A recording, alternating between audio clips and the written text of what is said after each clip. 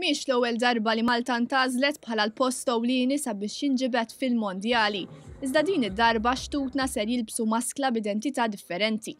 Għall-ewwel darba Malta ser tiġi murija kif inhi, b'identità Maltija l-aħħar għaliex għandha parti prinċipali film ta' Bollywood. Xenarju Mediterranju li ma bħalu, id-direttur tal-film Ali Abbas stqarmana li Malta kienet il-post perfett għal dan il-film, hekk kif il-pajjiż jikkumplementa sew ix-xenarju tal-istorja. When we were trying to scout the locations for the film, Bharat, I was very clear that I wanted to go somewhere very close to Mediterranean.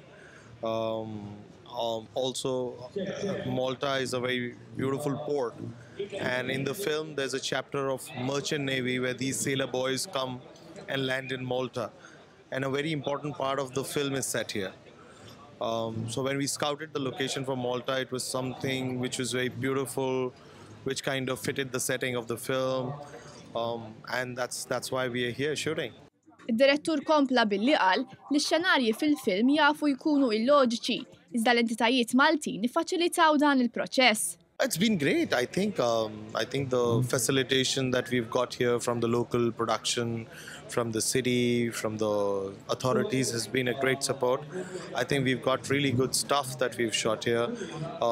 People are really good, and they're very accommodative. You know, usually film shoot can be very illogical because of our setups, but I think everyone has contributed really highly for this. Fl-aħħar qalilna li verament jinsab ħerqan sabiex jerġa' jirritorna Malta u jaħdem fuq film tal-azzjoni. I told Winston, who's the local line producer, that I'm dying to come and shoot a big action film here.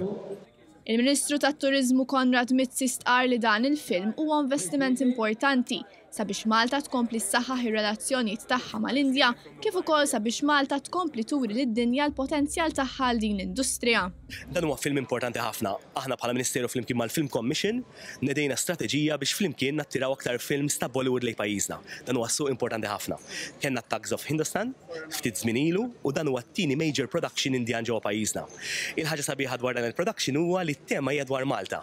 Hija tema sabiħa ħafna, u allura n-nies ġewwa l-Indja se jisimgħu kanzunetti u xeni dwar Malta, se jsiru jafu aktar dwar il-pajjiż. Jiena ċert li dan il-movie se jwassal għal aktar interaction u aktar interess ġewwa l-Indja lejn pajjiżna. Min-naħa tiegħu Johan Grek, il-kummissarju tal-films, qal li hawn interess kbir f'pajjiżna, mhux biss minn Bollywood, iżda anki minn Hollywood. Qed insibu interess tajjeb kemm bħala Malta fil-locations tagħha, kif ukoll fil-Malta Film Studios li għandna it-tankijiet, water tanks għandna huma literally magnet għall-industrija tal-films.